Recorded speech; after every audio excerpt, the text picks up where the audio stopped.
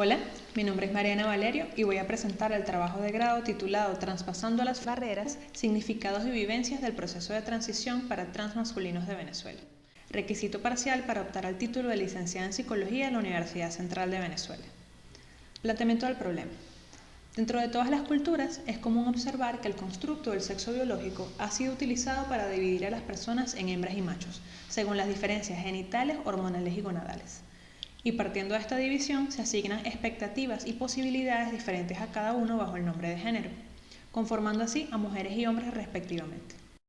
Estas características se enseñan mediante el proceso de socialización diferencial, ejercida por la familia, la escuela, los medios de comunicación y los demás agentes, siendo una regulación constante del performance de género, y a lo que se le suma además una expectativa de una orientación heterosexual. Todo en conjunto conforma el sistema sexo-género-deseo. Históricamente siempre han existido personas que se salen de esta norma, tanto por tener orientaciones sexuales como identidades de género diversas. Esto se conforma como la comunidad LGBTIQ+. Dentro de la población, la T representa al concepto paraguas de personas trans, que abarcan a las personas transexuales, transgéneros y travestis, conceptos que serán diferenciados más adelante en el marco teórico. Esta población tiene antecedentes históricos en muchas culturas antiguas, especialmente en culturas orientales e indígenas, y siempre asociados a la espiritualidad y la religión. A partir de los siglos XIX y XX, con la transformación del mundo occidental, se empieza a dar cabida al estudio científico del hecho transexual, primero como desviación, luego como trastorno mental, hasta hoy en día donde la tendencia es la despatologización de la transexualidad y la comprensión de sus vivencias. Como población, las personas trans han sido históricamente marginadas en sus distintos espacios sociales. Su estigmatización los lleva a sufrir discriminación, fracaso escolar, exclusión laboral y negación del derecho legal a la identidad, lo cual les disminuye la calidad de vida. Según la investigadora Nadia Ramán, en el 2020 los asesinatos a personas trans han aumentado progresivamente entre los años 2008 y el año 2020, siendo en este último año registradas 350 personas trans asesinadas en todo el mundo solo en esta investigación. Dentro de esta población, la situación de los hombres trans ha sido menos estudiada por las ciencias sociales y la psicología en relación a la situación de las mujeres trans. Este desconocimiento que existe respecto a ellos se debe al que ellos optan por el anonimato y la transición silenciosa, que se ve opada por la facilidad de pasar desapercibidos como hombres cis una vez que ellos inician el proceso de hormonación y que adquieren las cirugías de modificación corporal. Esto los vuelve una población que es menos discriminada, pero que a la vez es más desatendida por las ciencias sociales y la psicología. Esta es la razón por la cual se decide trabajar con los transmasculinos como población de esta investigación. Por lo planteado anteriormente, resulta relevante hacer la siguiente pregunta de investigación. ¿Cómo significan y vivencian el proceso de transición los transmasculinos de Venezuela? En cuanto a la relevancia para la psicología y las ciencias sociales, se plantean 4 puntos principales. En primer lugar, que la formación académica de las psicólogas y psicólogos suele carecer o estar muy desactualizada en materia de perspectiva de género y educación sobre diversidad sexual. En segundo lugar, que aunque este tema haya sido ampliamente abordado en países europeos y algunos de Latinoamérica, en Venezuela existen pocas investigaciones que abordan la realidad de las personas trans, y casi ninguna que considera a los transmasculinos como parte de esta población, como por ejemplo las investigaciones de Pinto y Rocha de 2012 o de Pérez y Yancul de 2018, ambas hechas en Venezuela. En tercer lugar, la psicología ha ejercido un rol histórico de diagnóstico de la transexualidad desde la patologización y de adaptación de las personas trans a los modelos hegemónicos de masculinidad y feminidad, lo que lleva al cuarto punto, que tanto la psicología como la psiquiatría comparten la responsabilidad de la marginación de las personas trans, por mantener durante tantas décadas un discurso dicotomizador y normalizador de las identidades de género y la construcción de los cuerpos trans desde la voz de la academia, y por lo cual se considera incluso una deuda histórica realizar investigaciones cuyos centros sean las vivencias de las personas trans narradas desde sus propias voces, para así contribuir a la disminución del prejuicio y la transfobia. En cuanto a los objetivos, el objetivo general es comprender cómo significan y vivencian la transición en sus distintos momentos los transmasculinos de Venezuela. Los objetivos específicos, analizar los significados y vivencias de la construcción identitaria y corporal a través de los distintos momentos de la transición. Conocer las formas y transformaciones de las relaciones interpersonales durante el proceso de transición y revisar las vivencias asociadas al acompañamiento médico y psicológico del proceso de transición. Marco teórico. En cuanto al sistema sexo-género-deseo, en esta investigación se toman las siguientes posturas. Según García Dauder y colaboradores en 2016, el sexo biológico no responde a un dualismo sino a un continuo.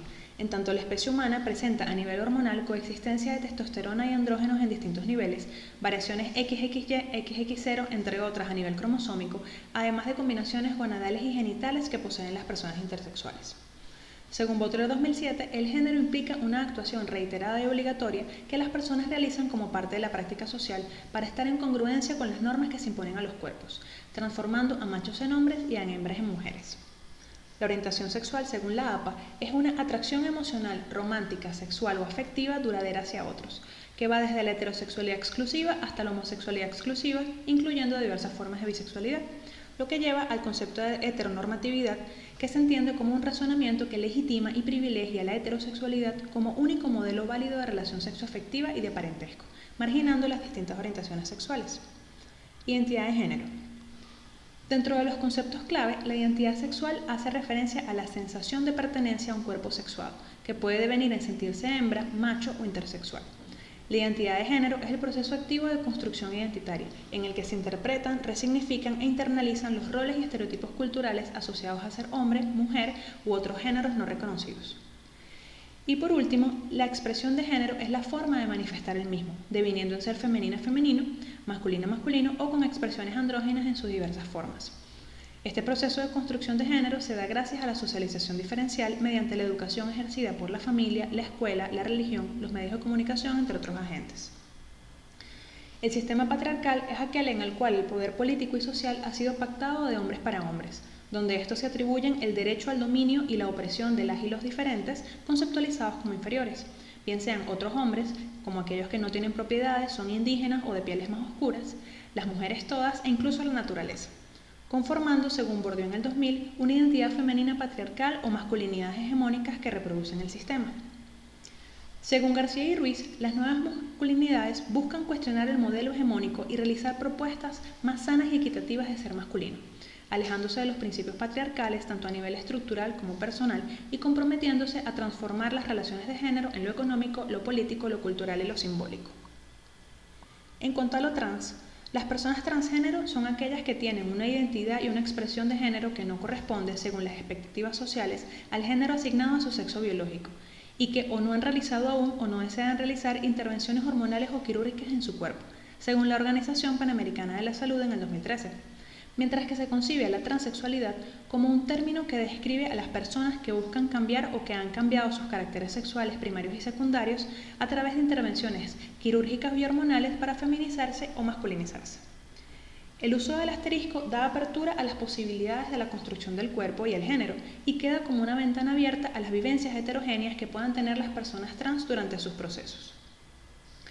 En cuanto al proceso de transición con acompañamiento médico, la ruta suele iniciar por psiquiatría, cuyo rol ha sido principalmente realizar el diagnóstico de disforia de género o transexualismo haciendo uso de los manuales CIE y DSM, requisito aún necesario en muchos países para acceder a los tratamientos. La población transmasculina puede acceder a opciones no invasivas de construcción corporal para conseguir una expresión culturalmente más masculina. Algunas de ellas son la adopción de gestos y posturas, el entrenamiento y manejo de la voz, el uso de vestimenta, indumentaria, peinado y modificaciones en el vello corporal y el aplanado de pecho con vendas o fajas. Luego del paso por psiquiatría, se suele iniciar la terapia de reemplazo hormonal con testosterona, con o sin acompañamiento endocrinológico, donde los cambios físicos esperados son la profundización de la voz, el aumento del clítoris, el crecimiento del vello facial y corporal, el cese de la menstruación, entre otros. Por último, las cirugías de modificación corporal que suelen realizar son la masculinización de tórax o contorno de pecho masculino como superiores, la oforectomía o histerectomía, que son la remoción del útero y los ovarios, y la construcción de penes mediante la metoidioplastía y la faloplastía. Marco metodológico. Esta investigación se inscribe en la metodología cualitativa porque toma como punto de partida que existe una realidad que se va a comprender, reconstruir e interpretar, y no es cuantificable ni medible numéricamente. Dentro de los métodos biográficos se utilizó el relato de vida, donde se recoge la narración de experiencias vividas por una persona en sus propias palabras, haciendo uso de la técnica de la entrevista focalizada. Los participantes fueron personas que se consideran transmasculinos, venezolanos, mayores de edad y que se encontraban en distintos momentos de su proceso de transición. El procedimiento de muestreo fue tipo intencional y voluntario, utilizando también la técnica del muestreo en cadena o bola de nieve mediante la red social Facebook. El primer participante, Andrés Rossini, de edad 37 años, ocupación comerciante, de Baruta, masculino, autoidentificación de clase, en la Venezuela de antes era clase media, actualmente soy pobre alta. El segundo participante, Alejandro Hernández, de 25 años, ocupación la que amerite dependiendo de la situación. Lugar de residencia, Valencia, Venezuela. Género, medio masculino, casi masculino. No sé qué decirte. Masculino fluido sería. Masculino fluido. Femiculino. Tengo 6 años fuera del closet como transmasculino. Autoidentificación de clase, media.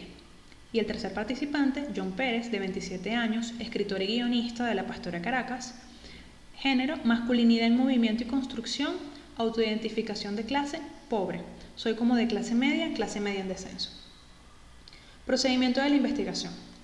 En cuanto a los recursos humanos, se necesitó de una investigadora, una tutora y 3 transmasculinos. En cuanto a los recursos materiales, se utilizó una grabadora, computadora con acceso a internet, teléfono inteligente, espacio para realizar las entrevistas y materiales para escribir. El tiempo que se tomó para realizar la investigación fue de 2 años. En cuanto a la captura de la información, se realizaron 9 entrevistas, 3 por cada participante de entre 1 hora y 3 horas de duración. Estas se transcribieron de forma literal y se enviaron a los participantes previo a cada encuentro. La técnica de codificación fue de Strauss y Corbin, que consiste primero en una codificación abierta donde se realizan varias lecturas de las entrevistas identificando posibles áreas temáticas, y luego una codificación axial, crucial, donde se extrajeron unidades de análisis por medio de verbátums, se agruparon y se relacionaron para construir ejes, categorías y subcategorías. Para el análisis se utilizó la técnica de análisis de contenido, donde se contrastan los resultados con la teoría. Por último, se realizó el proceso de verificación participante, que consiste en una coevaluación del proceso y devolución digital de resultados. Respecto a las consideraciones éticas, se considera que esta investigación cuenta con valor social o científico porque se generó conocimiento sobre la población trans. Esto disminuirá el prejuicio y servirá para formar a futuros profesionales de la psicología.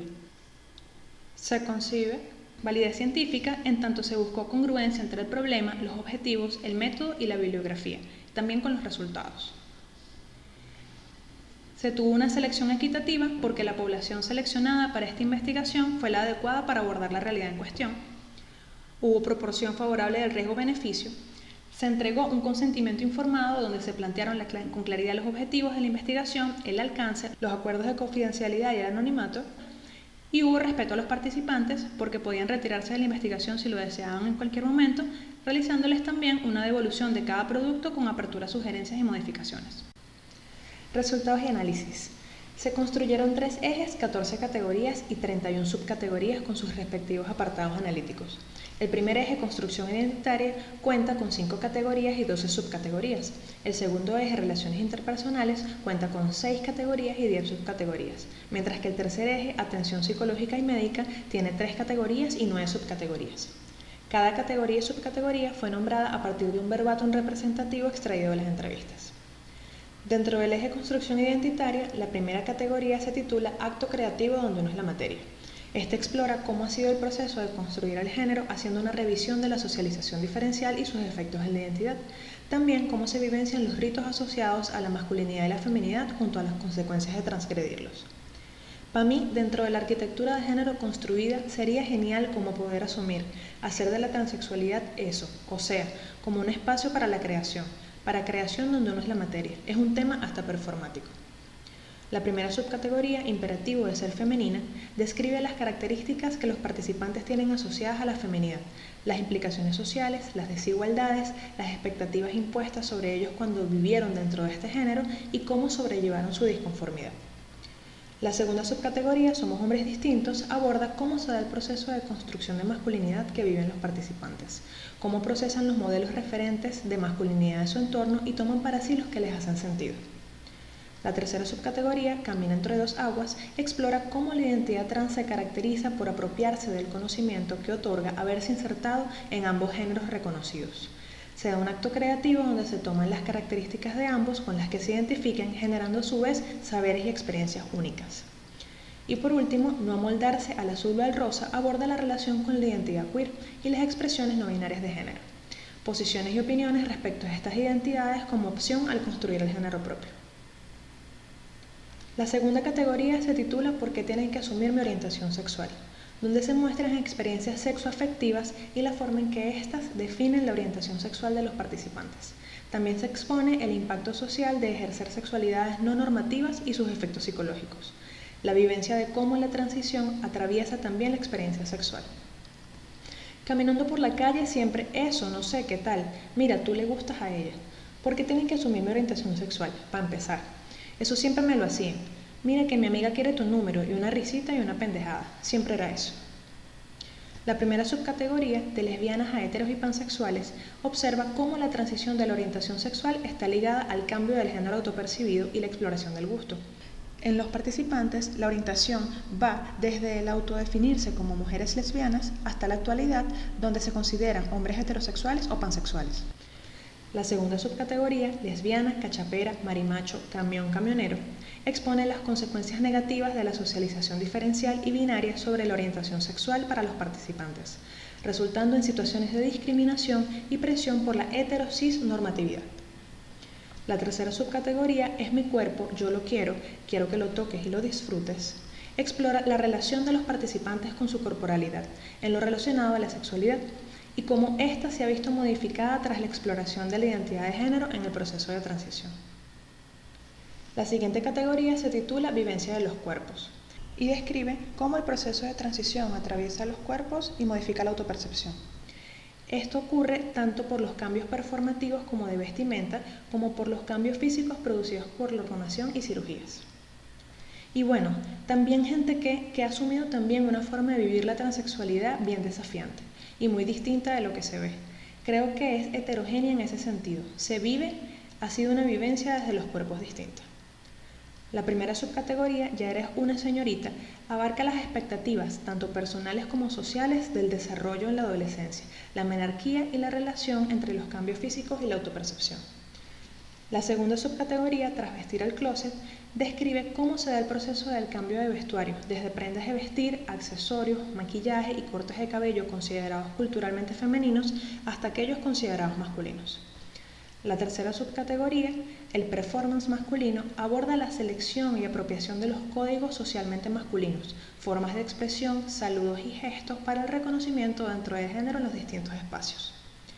La cuarta subcategoría, Siempre soñé tener barba, aborda las experiencias, significados y expectativas de los cambios físicos de la transición debido a la terapia de reemplazo hormonal y las cirugías de modificación corporal. Y por último, Reflejo en el espejo, revisa la autopercepción e identidad corporal mediante el reflejo que devuelve el espejo y cómo éstas van cambiando durante la transición. La siguiente categoría se titula Reconstruir el proyecto de vida. En esta se aborda cómo, tras iniciar la transición, se forma una nueva identidad que viene con nuevos deseos y cambios en todos los aspectos del proyecto de vida, pero principalmente a nivel vocacional.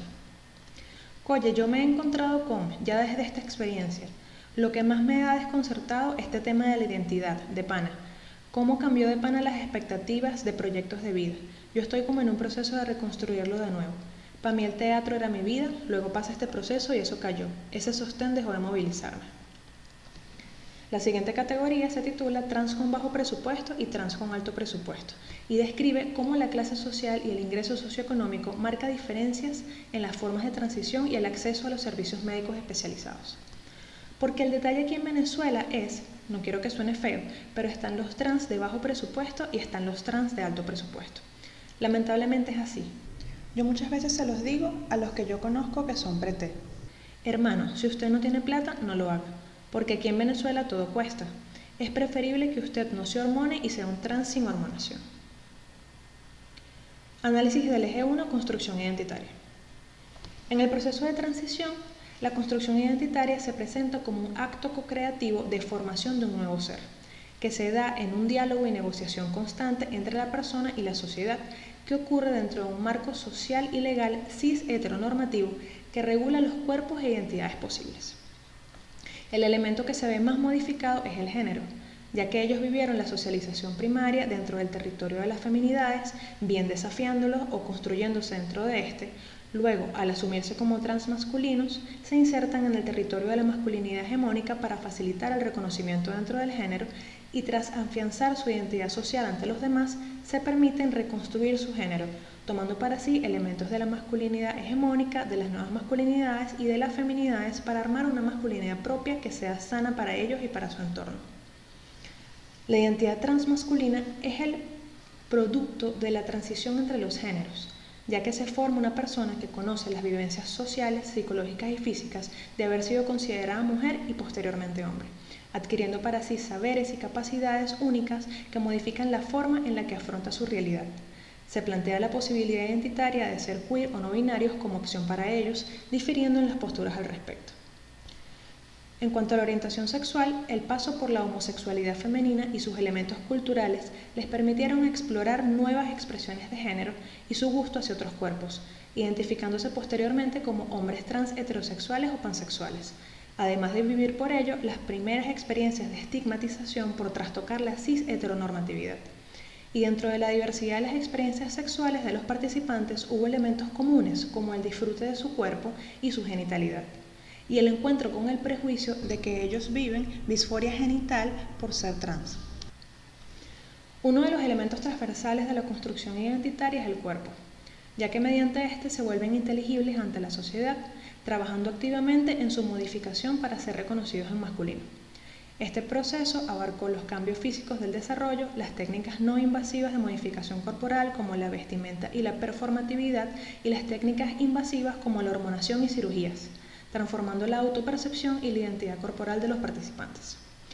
Por último, se consideró el nivel de ingreso socioeconómico como un aspecto identitario transversal del proceso de transición, ya que afecta el acceso a la atención médica y psicológica y las terapias respectivas que les permiten modificar su cuerpo con acompañamiento, condicionando así la posibilidad de pasar desapercibidos en el espacio público, lo que disminuye la discriminación y permite acceder con mayor facilidad a espacios laborales y académicos.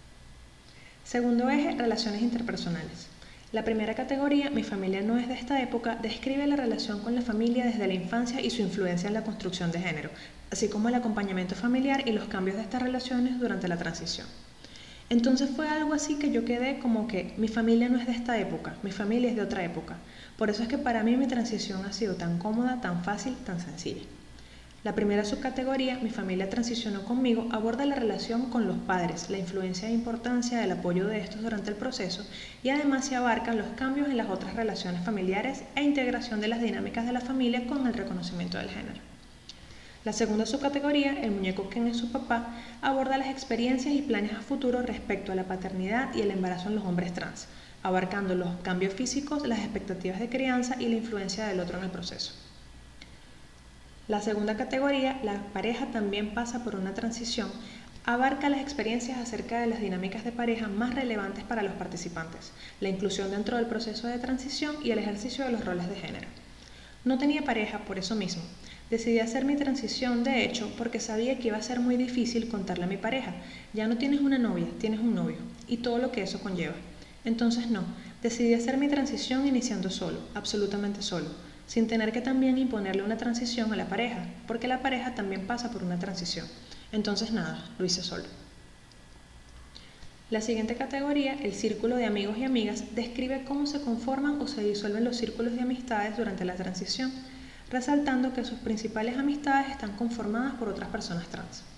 El tema del círculo de amigos y amigas para mí ha sido muy duro, ha sido burda de difícil, porque hay gente que se va pues, y gente que se va porque no lo entiende, porque no entiende. La primera subcategoría, grandes amigos y amigas no lo han entendido, aborda las principales relaciones de amistad de los participantes durante la adolescencia y la adultez, resaltando el cambio que se produce antes y después de iniciar el proceso de transición. La segunda subcategoría, yo conozco un trans, este trans conoce otro trans. Aborda la caracterización de la comunidad trans masculina y su relación con esta mediante la conformación de grupos, amistades y redes de apoyo. La siguiente categoría, instituciones formales, aborda las experiencias dentro de las instituciones educativas, como los colegios, liceos y universidades, y su influencia en la construcción del género. Además, se abarca la experiencia de la inserción laboral como transmasculinos. En los espacios en que me muevo ahorita, todo el mundo sabe que soy trans. Digamos como también para quitarme incluso a veces para quitarme ese peo, No, yo soy trans y ya, sépalo. Ojo, con la gente de confianza. Tal y no sé qué. Con mi equipo de trabajo más de confianza, tal es algo que saben. La primera subcategoría, los niños por acá y las niñas por allá. En este apartado, los participantes reconocen los preescolares, colegios y liceos como estructuras que mantienen la socialización diferencial de género, marcan pautas de comportamiento, uniformes, actividades y expectativas diferentes para niños y niñas, y se sanciona a quienes no lo cumplan. La siguiente subcategoría, pon mi nombre entre paréntesis, abarca el inicio del tránsito en los participantes, que suele coincidir con el paso por la universidad. Se marca como un momento de exploración, apertura y consolidación de la identidad, donde se negocia con la estructura formal el reconocimiento identitario mediante el uso del nombre elegido sobre el legal. La siguiente subcategoría, y ahora dónde consigo trabajo, expone las experiencias, miedos y expectativas acerca del ingreso al espacio laboral y describe el proceso de la transición social dentro de los trabajos. La siguiente categoría, animales de manada, aborda cómo los participantes reconocen la influencia de lo social en la construcción de la identidad y la exigencia y necesidad de insertarse dentro de un género para poder existir y convivir socialmente. Pero si te sientes cómodo con el pelo corto, ¿por qué te lo dejas crecer? Es más socialmente aceptado, no me van a ver mal, no me van a estigmatizar, no me van a señalar. Uno por más que sea, uno sigue siendo un ciudadano, una persona. Siempre buscas esa aceptación de un grupo social. No, uno es animal de manada. La primera subcategoría, ser reconocido como hombre, aborda el proceso de transición social y reconocimiento del género de los participantes en el espacio público, además de la influencia de los cambios físicos y la performatividad en ello. Se entiende el proceso como circular atravesando todos los momentos de la transición. La siguiente subcategoría, te estoy exigiendo respeto, aborda las experiencias de discriminación y transfobia en los distintos matices que van desde el no reconocimiento de la identidad, la cosificación y la burla en espacios públicos y privados hasta situaciones de violencia física, verbal y acoso. La tercera subcategoría, pasar desapercibido y estar tranquilo. En este apartado se aborda el fenómeno de invisibilización de la transmasculinidad, que se da tanto de forma voluntaria al pasar desapercibidos como de forma social al ser una de las poblaciones más desconocidas dentro de la sexo-género diversidad, y sus consecuencias tanto positivas como negativas. La siguiente categoría, ser visible es hacer activismo, muestra las vivencias de los participantes como activistas por los derechos de la comunidad LGBTIQ+, y específicamente por los derechos de las personas trans. Esto abarca la lucha por el cambio del nombre legal en los documentos, exigencia de la inclusión de la salud trans en la medicina pública y la conformación de una colectiva de hombres trans con espacios de encuentro y apoyo grupal. Siempre he dicho que lo principal de hacer activismo es ser visible, porque de nada me sirve a mí que yo te diga cómo son las cosas si tú no las estás palpando y tú no eres testigo de cómo son las cosas.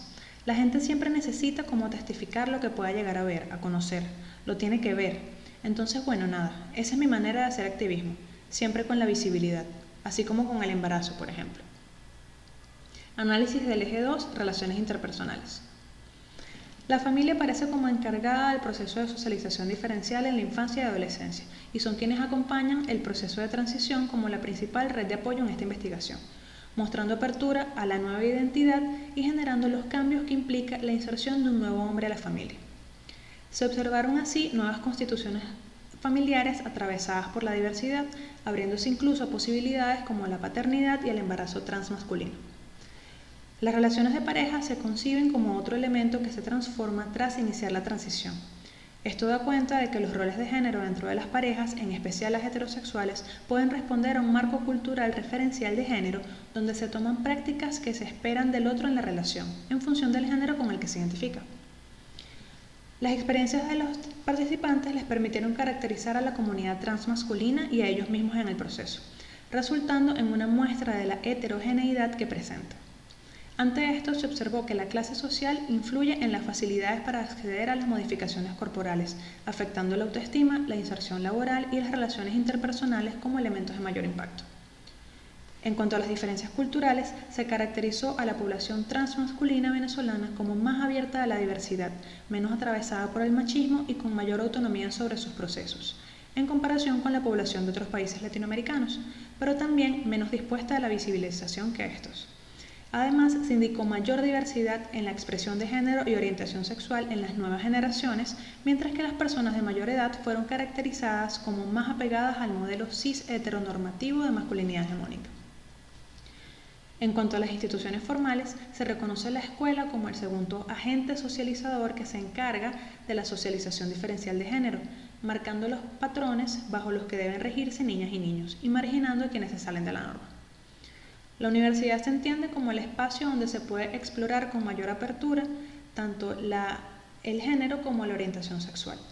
Y por último, la aproximación a lo laboral se da tanto del trabajo independiente y el comercio, con menor riesgo de estigmatización, como en la inserción dentro de instituciones y empresas, que pone a prueba cómo la performatividad de género masculina influye en el trato que se tiene sobre la persona.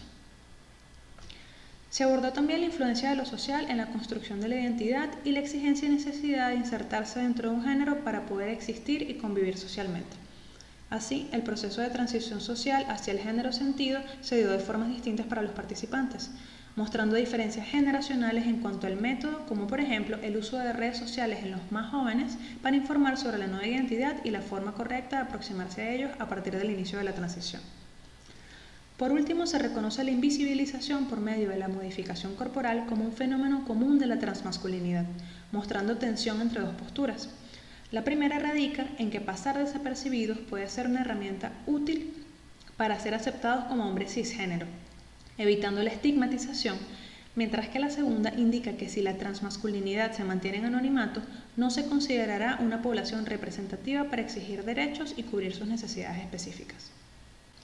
Eje 3. Atención psicológica y médica. La primera categoría, el papel del psicólogo, de la psicóloga, del psicólogo, describe por una parte cuál fue el detonante para buscar acompañamiento psicológico, el primer contacto y la experiencia de estos profesionales. Y por otra, los participantes dan propuestas para mejorar el rol de la psicología en la salud mental de las personas trans. El papel del psicólogo, de la psicóloga, del psicólogo no debe ser comprobar que la persona que está ahí es trans, sino orientarla, entendiendo que no todos los hombres tienen que ser fuertes, musculosos, impasibles, rudos.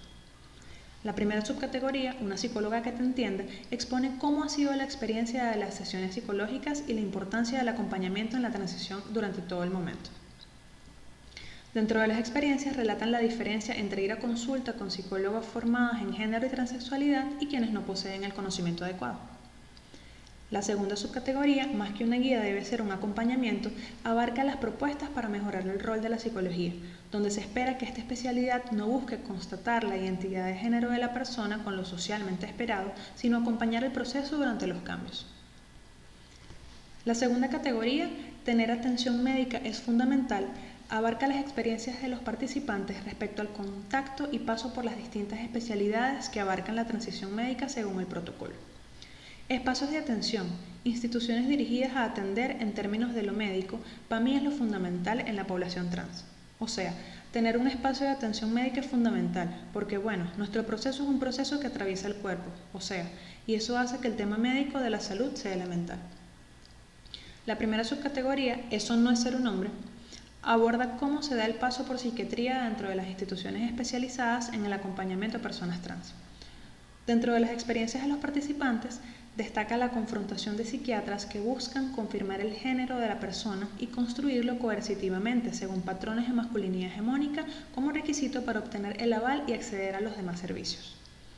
La segunda subcategoría, el médico sabe cuál es tu medida, reconoce como experiencia común en los transmasculinos el probar la automedicación al inicio de la transición.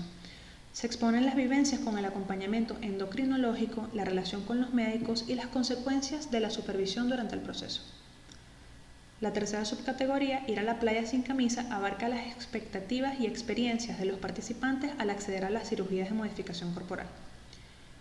Mientras que la cuarta subcategoría, hombres que van al ginecólogo, aborda la inserción como hombres trans a espacios médicos como el ginecológico u odontológico, donde se espera que se reconozca el género autopercibido y se utilice el nombre y pronombres adecuados a pesar de la genitalidad.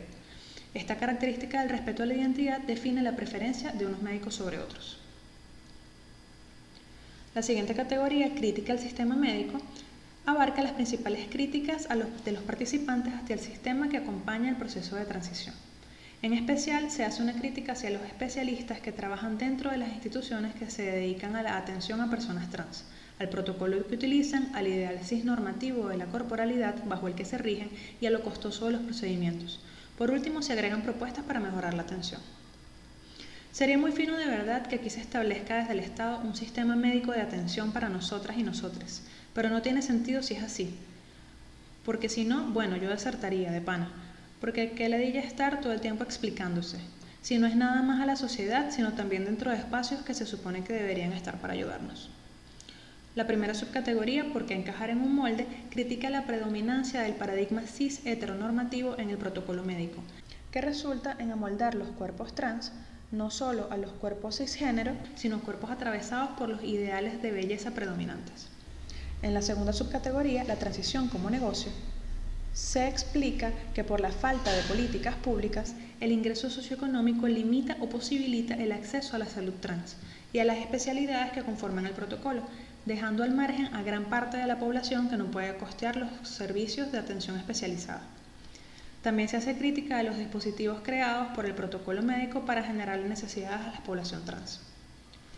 La tercera subcategoría, necesitamos despatologización y autonomía sobre nuestro cuerpo, describe las propuestas para mejorar la situación de salud de las personas trans, donde destacan la creación de políticas que garanticen el acceso gratuito a la salud, la despatologización de la transexualidad y permitirles decidir sobre su cuerpo. Análisis del eje 3, atención psicológica y médica.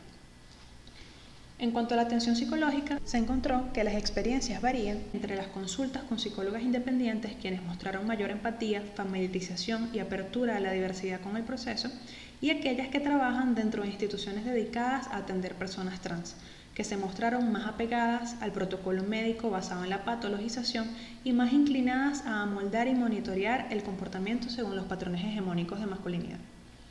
A pesar de encontrarse en momentos distintos en sus procesos, fue común el contacto con el sistema médico de transición y sus especialidades, psiquiatría, endocrinología y cirugía, tanto a nivel informativo como asistiendo a dichos espacios de consulta. Esto resalta que el sistema médico sigue teniendo un rol protagónico y con poder decisivo sobre la transición de las personas trans, e incluso sobre la misma construcción del concepto de transexualidad y el propósito de la transición. Respecto al uso de protocolos de atención, en especial el de la WPATH, se contemplaron dos posturas diferentes, donde la primera concibe que el uso del protocolo garantiza la disminución de los riesgos de salud de cada procedimiento por tener acompañamiento de un equipo multidisciplinario. Y la segunda critica el uso rígido del protocolo, el apego al modelo hegemónico de masculinidad y sus ideales corporales, proponiendo la separación de la patologización como requisito para acceder a los demás servicios. Dentro de las críticas, se señala que las distintas especialidades buscan reproducir en los transmasculinos modelos corporales e identitarios cis heteronormativos, sin contemplar ni respetar la diversidad que presenta la población.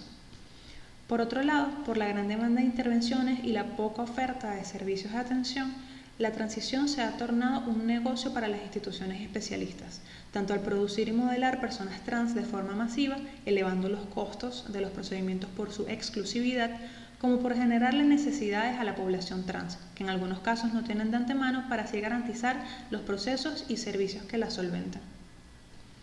Por último, se ofrecieron algunas propuestas para mejorar el sistema médico, como garantizar la atención pública y gratuita en todos los niveles de la transición, con acompañamiento médico y sin el requisito del diagnóstico que acarrea patologización, y la formación de especialistas en materia de género y transexualidad, para que sus intervenciones no vayan dirigidas a la cis heteronormatividad como única opción, sino que el norte sea la autonomía de los pacientes sobre sus cuerpos.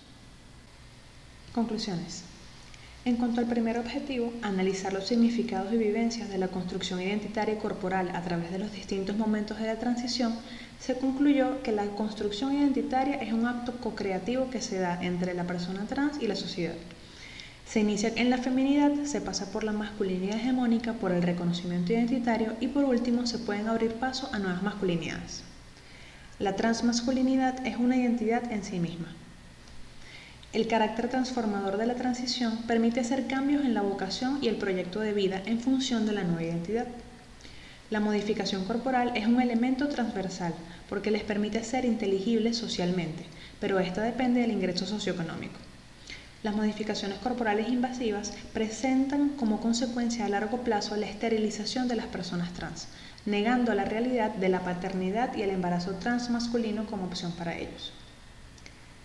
En cuanto al segundo objetivo, conocer las formas y transformaciones de las relaciones interpersonales durante el proceso de transición, se concluye que la familia es el primer agente socializador y principal red de apoyo en la transición, pudiendo presentar apertura a la nueva identidad, incluyendo posibilidades como la paternidad trans.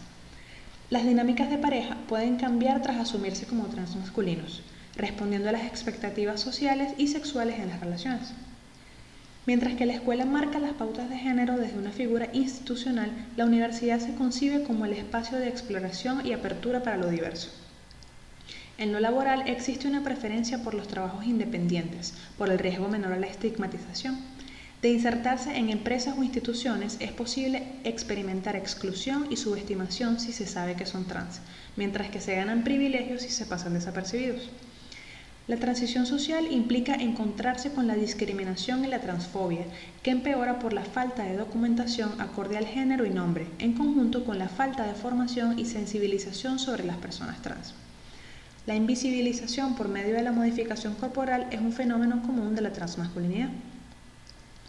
En cuanto al tercer objetivo, revisar las vivencias asociadas al acompañamiento médico y psicológico del proceso de transición, se concluyó que se considera fundamental la atención psicológica, proponiendo la familiarización con las implicaciones de los cambios corporales, identitarios y sociales para realizar un acompañamiento desde la empatía.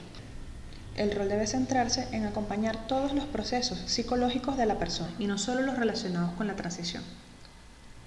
El paso por psiquiatría se marca por la patologización. Se buscaron comprobaciones de transexualidad y se intentó amoldar el comportamiento a patrones de masculinidad hegemónica para avalar el acceso a los demás servicios. La endocrinología se plantea como una especialidad esencial para acompañar los cambios y regular los tratamientos, pero como el acceso a las hormonas y consultas se ve limitado por la capacidad adquisitiva, se suele optar por la autohormonación. La masculinización de tórax se muestra como la opción más común dentro de las cirugías de modificación corporal. Las distintas especialidades buscan reproducir en los transmasculinos los modelos corporales e identitarios cis heteronormativos, sin contemplar ni respetar la diversidad que presenta esta población. La transición se considera un negocio para las instituciones especialistas, tanto al elevar los costos de los procedimientos por su exclusividad como por generarle necesidades a la población que en algunos casos no tienen de antemano, para así garantizar los procesos y productos que la solventen. Y por último, se propone garantizar la atención pública y gratuita en todos los niveles de la transición con acompañamiento médico y sin el requisito del diagnóstico, ya que acarrea patologización, en conjunto con la formación de las y los especialistas. Limitaciones y recomendaciones. En primer lugar, se recomienda abarcar a más transmasculinos para acceder a las distintas realidades que se ven atravesadas por las diferencias generacionales, de clases, geográficas, raciales y las distintas formas de afrontar el proceso de transición. Se recomienda abordar las relaciones familiares, laborales, de pareja, entre otras, pero desde la mirada de las personas que acompañan. Se recomienda investigar con una metodología que posibilite darle seguimiento al proceso de transición de cada persona en sus distintos momentos a lo largo del tiempo. Se recomienda transformar el rol de la psicología hacia el acompañamiento, manteniendo como norte la autonomía de las personas trans sobre sus procesos. Se recomienda incluir contenidos obligatorios en materia de género, diversidad sexual y en especial sobre transexualidad en los currículos de las escuelas de psicología. Se recomienda ampliar la investigación e intervención al personal médico que atiende personas trans.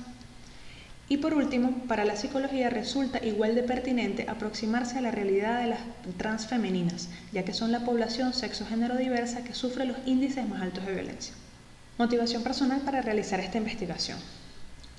Durante los últimos semestres de la carrera de psicología, gracias a varias materias, pude realizar una revisión de mi trayectoria sociopersonal, ahondando en mis experiencias respecto al género. Tras esto, como mujer lesbiana y queer, que no me identifico con los ideales de la feminidad hegemónica, noté que comparto muchas de las experiencias con los transmasculinos en cuanto a la construcción del género y las experiencias respecto a la orientación sexual. Lo que me permitió tanto empatizar con sus situaciones como interesarme por toda la temática legal, social y de salud de las personas trans. A esto se le suma que desde que comencé la carrera he participado en distintos talleres y conversatorios sobre sexo, género y diversidad, donde pude conocer a varias personas trans y donde llegué a chocar con el discurso médico y científico que busca encajar a las personas dentro de la dicotomía de los géneros, generándome un interés por el proceso de transición y el rol de la psicología dentro de este. Gracias por llegar hasta aquí, espero que les haya gustado.